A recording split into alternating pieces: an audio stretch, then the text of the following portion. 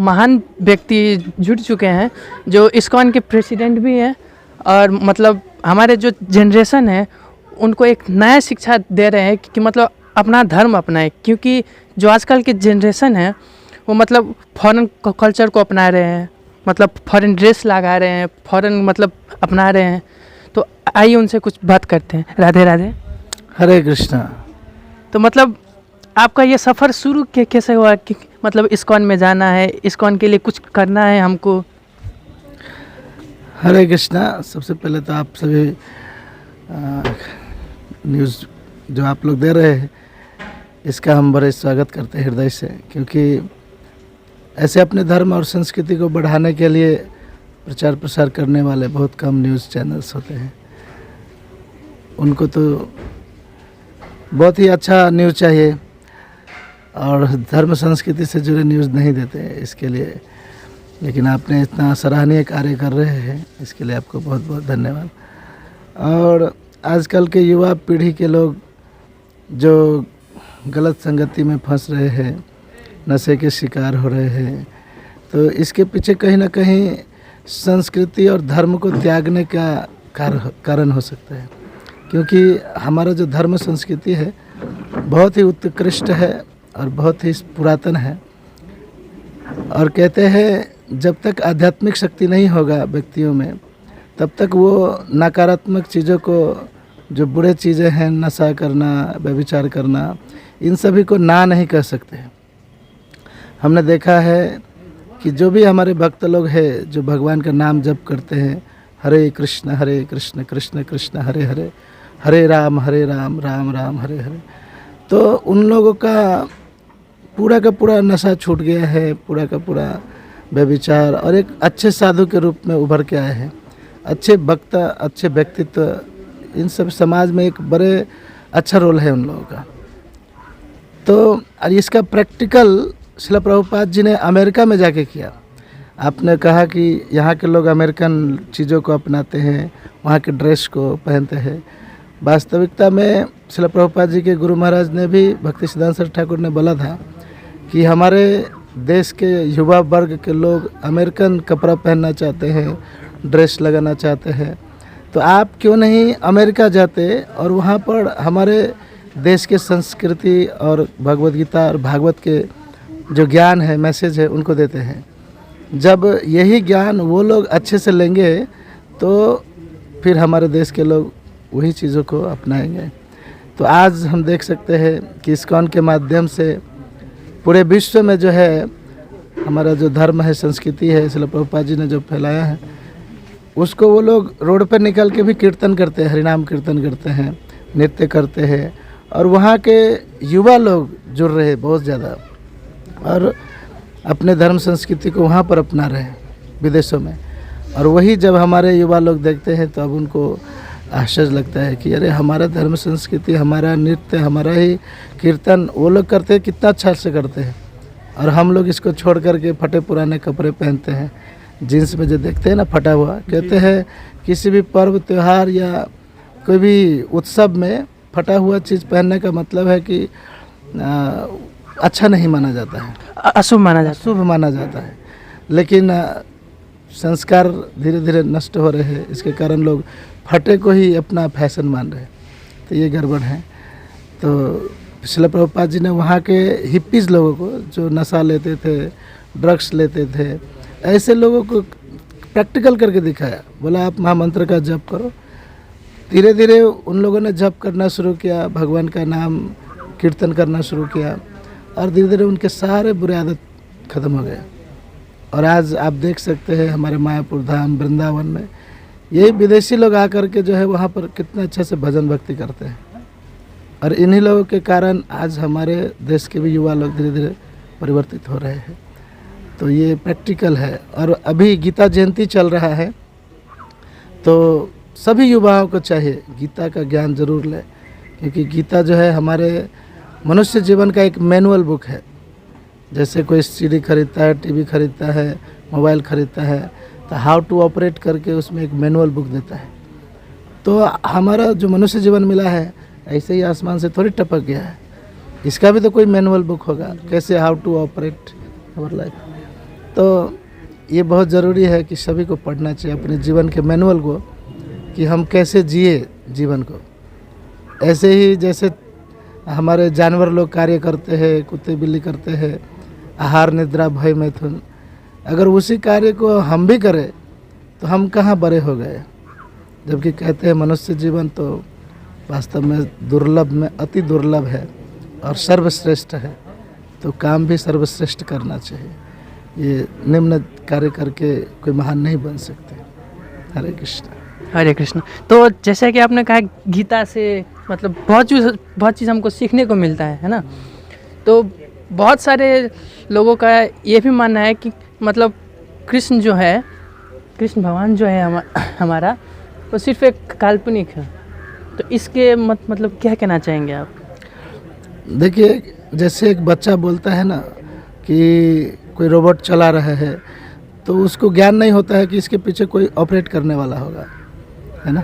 उसको चला दिया बड़े व्यक्ति ने, छोटा बच्चा समझता है कि ये तो अपने में नहीं चल रहा है, अपने आप चल रहा है, तो उसको बुद्धि नहीं है ना, इसलिए कहता है। तो जो कोई ये कहते हैं कि कृष्ण एक मनगढ़ंत कथा है, तो ऐसे काल्पनिक लोगों जो कह रहे हैं काल्पनिक है, वो वास्तव में अल्प बुद्धि वाले हैं, जिनकी बुद्धि नहीं है, बच्चे वाला बुद्धि है। धीरे धीरे जब वो पढ़ेंगे शास्त्रों को, भगवत गीता, भागवत, या फिर ऐसे स्थानों पर जाएंगे जहाँ भगवान ने अपने लीलाएं किए हैं और वो जगह स्थल आज भी विराजमान है, तो वो समझ पाएंगे कि वास्तव में ये काल्पनिक नहीं वास्तविकता है।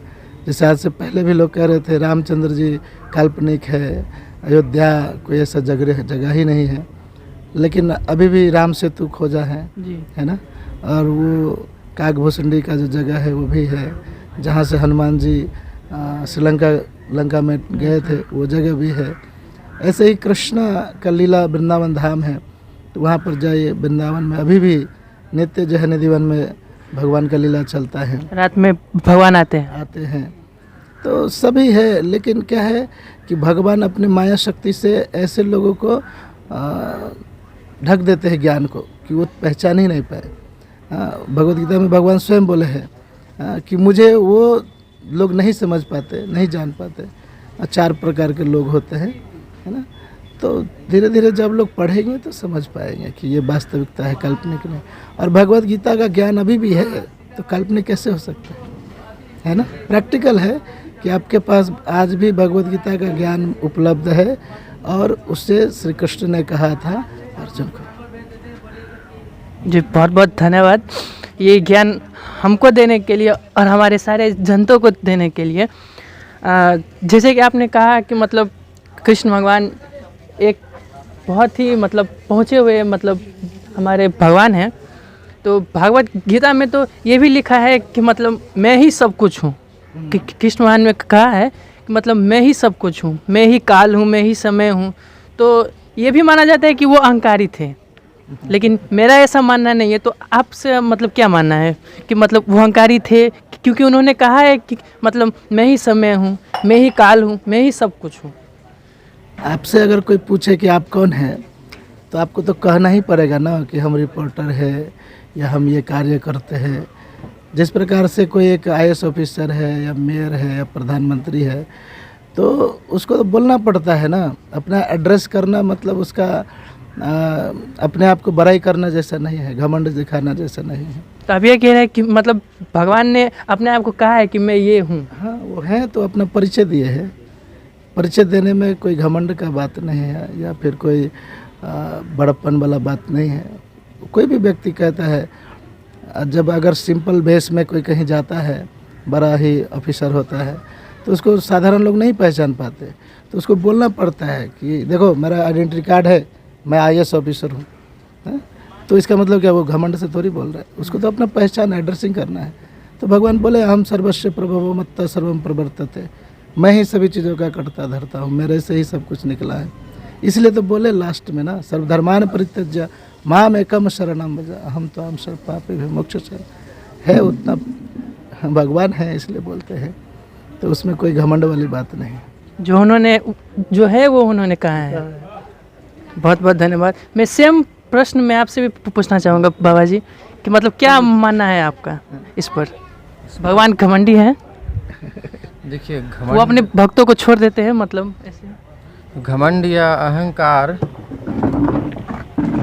इसको अहंकार भी कह सकते हैं आप, घमंड कहते हैं, तो वो दो प्रकार के होते हैं। अगर दूसरे एंगल से देखें तो प्रभु जी ने बहुत सुंदर समझाया, लेकिन आप शायद उसको और खोलना चाहते हैं। जी जी।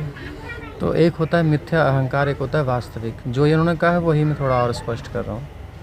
अभी हम लोग जो बोलते हैं, कोई भी कुछ बोलता है, उसका वास्तविक परिचय नहीं है। हम सब आत्मा है, शरीर नहीं है। ये तो गीता का प्रारंभिक ज्ञान जी जी, है। एकदम तो अब हम अपने आप को शरीर मानते हैं कि आत्मा मानते हैं? शरीर मानते हैं शरीर ना? मानते हैं। तो ये होता है अहंकार, लेकिन मिथ्या अहंकार, झूठा अहंकार है नहीं हम।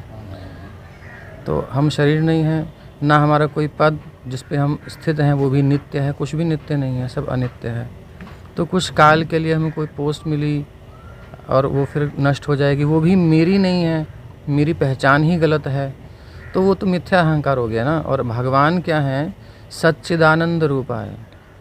सत्य हैं यानी हमेशा से थे, हैं और रहेंगे, ठीक।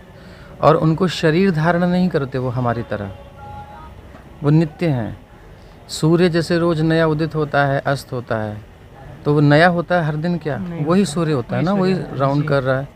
तो इसी प्रकार से भगवान जितनी बार भी अवतार लेते हैं वही होते हैं, तो वही हैं। जैसे प्रभु जी ने बताया उसी को आप समझिए कि वही हैं, जैसे हैं वैसा बोल रहे हैं। हम लोग बल्कि अहंकारी हैं, हम उन पर आरोप लगाते हैं, तो हमारा अहंकार है। और वो कितने दिन का है? रावण आया, कितने दिन आया, गया। हिरण्यकशिपु आया, ऐसे कितने असुर आए, बोल बोल के चले गए। तो इनके झूठे अहंकार ख़त्म हो गए ना। मैं इतना बलशाली हूँ, मैं वैसा हूँ। ऐसे भी आजकल बहुत लोग बोलते हैं, कुछ दिन के लिए बोलेंगे फिर ख़त्म हो जाएंगे। लेकिन कृष्ण की गीता करोड़ों वर्ष पूर्व सूर्य देव को दिया था ज्ञान, और अरबों खरबों वर्ष तक आगे चलती रहेगी, तो नित्य है ये ज्ञान, नित्य है। इसलिए वो फैक्ट है, उसको स्वीकार करने में कोई अहंकार तो नहीं है, और जो भी है वो वास्तविक है। बहुत बहुत धन्यवाद। और मैं ये भी पूछना चाहूँगा कि आपसे, मतलब जो आजकल के नए युवा सब हैं, उनको शर्म आता है गीता पढ़ने में, हरे हरे, मतलब जैसा कि मतलब हेलो ब्रो, हाय ब्रो कहते हैं, तो उनको शर्म आता है कि राधे राधे, हरे कृष्ण कहने में। तो मतलब आप क्या कहना चाहेंगे उनको? वो शर्म इसलिए आता है क्योंकि वो एसोसिएशन नहीं करते, ऐसा संग नहीं करते। जिस एनवायरनमेंट में, जिस वातावरण में बच्चा रहता है, उसी को अडॉप्ट कर लेता है, उसकी वही सोच हो जाती है, वही एरिया होता है। आप इस कार्य को कर रहे हैं, आपने कहीं देखा, कुछ सुना, कुछ आपको लगा, अट्रैक्ट किया, आप इसमें आ गए, वरना इसके अलावा और बहुत से काम थे आप कर सकते थे। तो एक एनवायरनमेंट हमें प्रभावित करता है, तो इसीलिए संग चाहिए। संगात संजायते कामः, गीता में भगवान कहते हैं, संग से कामना उत्पन्न होती है। अब वो दो प्रकार की इच्छा हो सकती है, एक बेकार की, संसार की, व्यर्थ की चीज़ें, एक यूज़फुल, कुछ कार्य जिससे जीवन में कुछ अर्थ आए। तो अब ऐसे लोगों ने कभी संग ही नहीं किया। उदाहरण के लिए प्रभुपाद विदेश गए, अमेरिका में उन लोगों को पता ही नहीं था कि कृष्ण कौन है, राधा कौन है, कौन जगन्नाथ जी हैं, कौन भगवान क्या। तो वो तो नशे में धुत थे, अपनी दुनिया भर की सब चीज़ें जो आजकल के लड़के यहाँ कर रहे हैं वो वहाँ वो कर रहे थे। अरब खरबपति सब थे, कोई समस्या नहीं थी उनको, लेकिन सुख नहीं था, आनंद नहीं था। प्रभुपाद जी ने इंट्रोड्यूस किया, उनको संग दिया, और अल्पकाल के संग से, सच्चे संग से गीता उनको दी, भागवत दी। इस नॉलेज से वो चेंज हो गए, वो जान गए कि एक्चुअल में क्या है। तो वहाँ संग मिला तो वो भक्त हो गए। अब यहाँ लोग नहीं ले पा रहे संग, इसलिए वो नहीं समझ पा रहे। अज्ञान ही कारण है, और उसका एक ही उपाय, जैसे आप प्रयास कर रहे हैं ये ज्ञान देने का, इसी प्रकार से और सबको करना चाहिए। जिसके पास जो जहाँ पर है उसको वहीं से गीता का पढ़ना चाहिए और पढ़ाना चाहिए। अब पढ़ेंगे नहीं, किसी के कहने से ही भटकते रहेंगे तो फिर तो कोई लाभ नहीं ना। अब खुद देखना चाहिए कि क्या है उसमें। इसलिए प्रभुपाद जी ने कहा कि गीता यथारूप। आज इस समय गीता जयंती का अवसर चल रहा है, मैराथन चलता है पूरे विश्व में, तो हम ये इंट्रोड्यूस करते हैं, लोगों को संग देते हैं कि भाई गीता खुद पढ़ो, एज इट इज़, जैसी है वैसी है, उसी रूप में हम आपको दे रहे हैं, उसे देखिए। जैसे अब सूर्य उदित हो रखा है तो कुछ भी छुपा हुआ है क्या? हमसे सब दिख रहा है। अंधकार होता है तो फिर हमको भ्रम होता है। तो इसलिए ये गीता अगर आपके हाथ में रहेगी, कंट्रीज़ चेंज हो रही हैं प्रभु। अब देखिए चाइना में रेवोल्यूशन आ रहा है, उसमें रशिया में रेवोल्यूशन आ रहा है, पूरी गल्फ़ कंट्रीज़ में सब जगह जाकर जहाँ जहाँ जितना भी सबको पता चल रहा है वो समझ रहे हैं। कि ईश्वर एक है, कहते हैं लेकिन कौन है नहीं पता। गॉड इज़ वन, नहीं पता कौन है गॉड, है ना। बोलना अलग है लेकिन उसको समझना, जब आप गीता पढ़ोगे तो बिल्कुल क्रिस्टल क्लियर हो जाएगा। बस उसको संग चाहिए, और वो जानता नहीं है इसलिए वो नहीं पढ़ता है। जैसे ही समझ में आएगा तो कितने यूथ्स आप देख सकते हैं, हमारे प्रभु जी युवक हैं, और आसपास आप देख ही रहे हैं। इस्कॉन में जहाँ भी जाएंगे जिनके सर पे बाल काले काले हैं वही मिलेंगे आपको, है ना। तो वो सब समझ के तो आए, मूर्ख तो नहीं है। बड़ी बड़ी डिग्रीज़ उनके पास हैं, जॉब सब छोड़ के लग रहे हैं इसमें, क्योंकि ये इम्पॉर्टेंट है, ये ज़रूरी है। जिस दिन समझ में आ जाएगा स्वाभाविक व्यक्ति चलेगा। गीता का एक श्लोक है कि